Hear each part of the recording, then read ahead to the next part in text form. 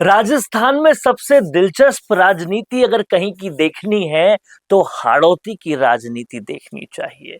हाड़ौती की राजनीति में आपको सारे रंग मिल जाते हैं।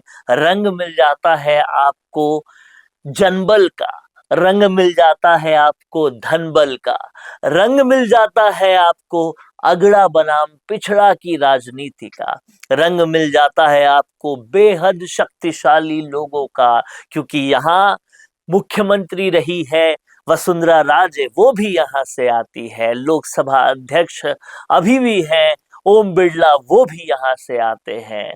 यहाँ रंग मिल जाता है आपको सरकार के बेहद अहम मंत्रियों का।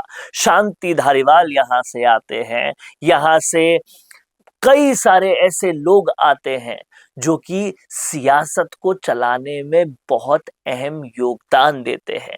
यहाँ पर रंग मिल जाता है आपको क्रांतिकारियों का, और वो जब क्रांति करते हैं तो अगड़ा बनाम पिछड़ा की राजनीति सर चढ़ के बोलने लगती है, जिसमें सबसे पहले और सबसे अव्वल नाम है नरेश मीणा और प्रहलाद गुंजल का।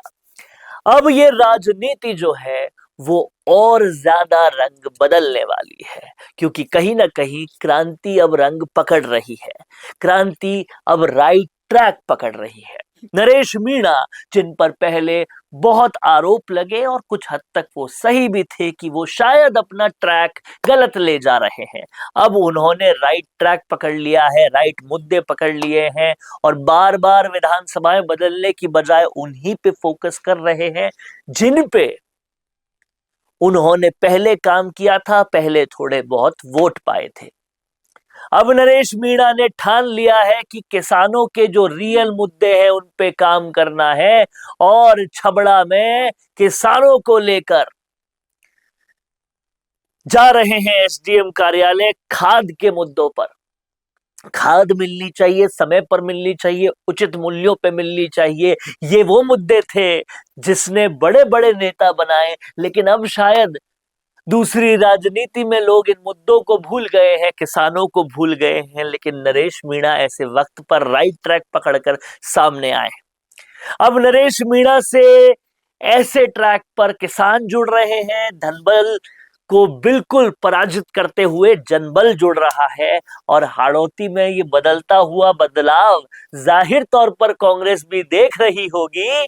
कांग्रेस जब ये बदलाव देखेगी, समझेगी, तो उन्हें समझ में आएगा, दिखाई देगा कि कहीं ना कहीं क्रांतिकारी अब छबड़ा की पूरी हाड़ौती की राजनीति में हावी हो रहे हैं।